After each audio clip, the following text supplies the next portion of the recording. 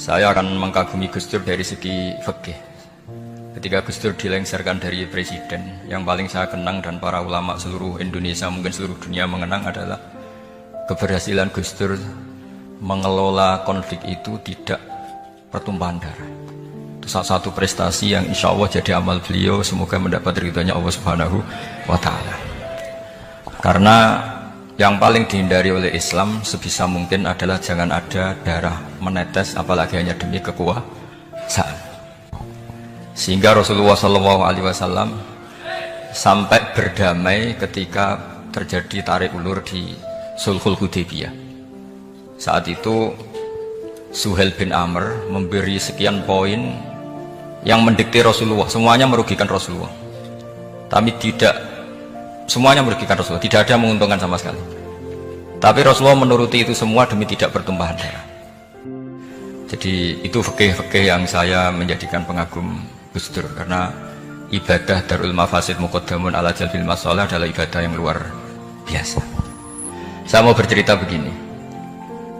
Watak seorang cucu itu biasanya mengalir dari pikiran besar mbah-mbahnya atau leluhurnya, karena setiap mbah-mbahnya pasti berdoa dzurriatan thayyibah, yaitu anak cucu yang baik. Saya sengaja di sini bawa kitab yang ditulis oleh Muhammad Asad Shihab, seorang Libanon, menulis bahwa Mbah Hasyim Asy'ari adalah terhitung sebagai mujaddid, sebagai pembaharu Islam, setidaknya di Asia sini atau di Indonesia. Dan saya pastikan di antara perilaku atau manhaj Mbah Hasyim adalah, ini saya baca guru-guru beliau, kemudian ada perilaku yang persis ditiru Gus Dur. Jadi itu bukan sekedar bukan sekedar mitos atau kebetulan. Beliau punya pilihan-pilihan yang dipilih sampai akhir hayatnya. Di sini ada cerita proses Mbah Hasyim ngaji, kemudian pernah ada seorang Jerman mau belajar Islam sama Mbah Hasyim, kemudian ditemui beliau dengan sangat hangat.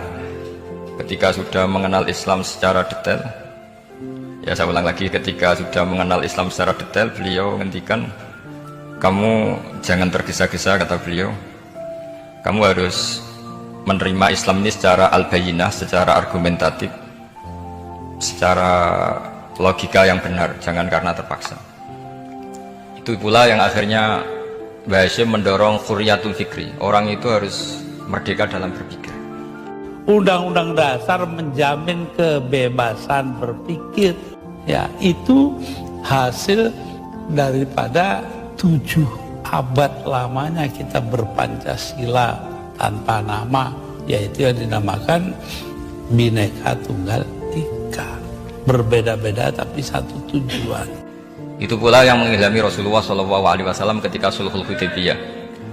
Orang kafir yang masuk Islam harus dikembalikan ke habitat kafir, karena itu habitat asli, karena rata-rata dulu suku Mekah zaman itu kafir semua. Tapi yang orang Islam masuk kafir harus dibiarkan karena dianggap kembali ke habitat. Tentu semua perjanjian itu merugikan Rasulullah SAW. Tapi yang unik, Rasulullah itu menerima itu semua. Kata Rasulullah, sudah perjanjian itu kita terima saja. Akhirnya perjanjian itu diterima.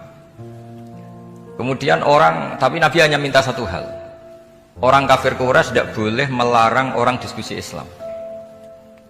Akhirnya mereka diskusi tentang Tuhan, tentang agama, tentang macam-macam.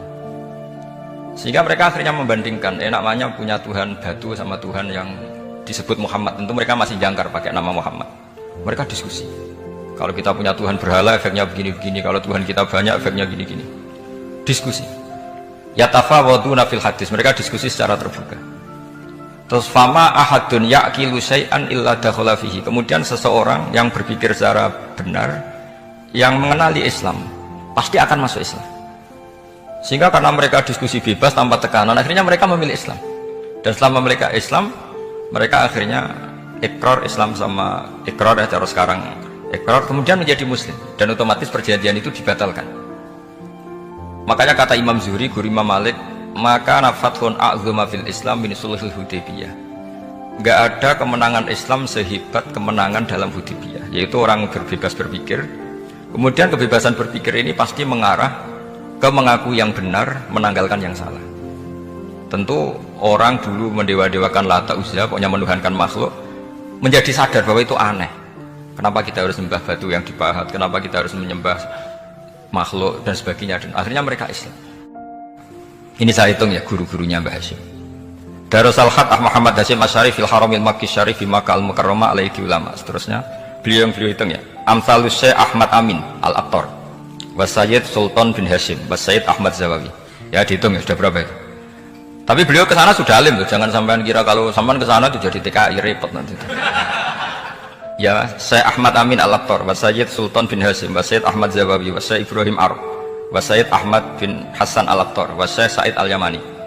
Ini yang gurunya Mbah Zubair juga, guru-gurunya keluarga sarang. Wa Sayyid Husain Al-Habsyi. Ini mbah-mbahnya keluarga Habib Anis Solo. Jadi ya pokoknya keluarga besar Solo, karena kita tahu Habib Anis itu bin Alwi bin Ali yang punya simtud Duror bin Muhammad bin Husain. Alladzi tawalla mansibal iftah hatta wafatul maniyah wa Sayyid Bakar Sato, ini yang ngarang Anatul Thalibin, wa Syekh Rahmatullah wa Sayyid Alawi bin Ahmad As-Segaf. Ini yang ngarang Tarsihul Mustafidin. Kita tahu sarah I'anah paling terkenal adalah dua, I'anatul Thalibin dan Tarsihul Mustafidin. Itu dikarang oleh Alawi bin Ahmad As-Segaf. Terus wa Sayyid Abbas Al-Maliki, itu banyak Sayyid Muhammad. Karena kita tahu Sayyid Muhammad adalah Muhammad bin Alawi bin Abbas ya, Muhammad bin Alawi bin Abbas. Itu juga gurunya Mbah Hasyim, wa Sayyid Abdul Az-Zawawi, wa Syekh Saleh Bafadol, wa Syekh Sultan Hasyim Daghestani. Jadi selain guru-guru di Indonesia termasuk Mbah Mahfud Termas, Syekh Khotib Al-Minangkabau, beliau punya guru-guru itu yang saya sebut. Lalu barokahnya guru-guru itu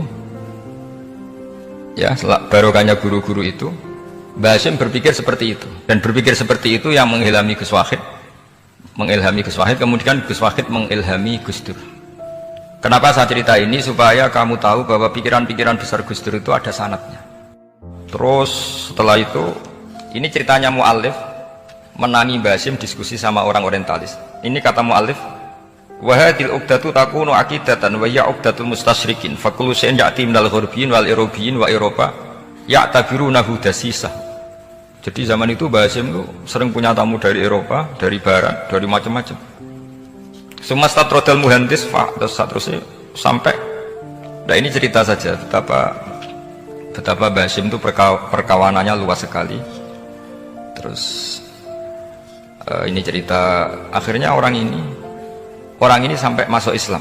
Summa arsalatu syirka ila Indonesia amil 1929 wa tanaqala fi katsir minal mudun wa makata akhiran fi madinati Surabaya bi Jawa Syakiyah wa min huna bada'atil hidayah wa taufiq taqudanihi ilal khairi hadas lautil hadis fil amil alladhi yakti fatratas tiyak.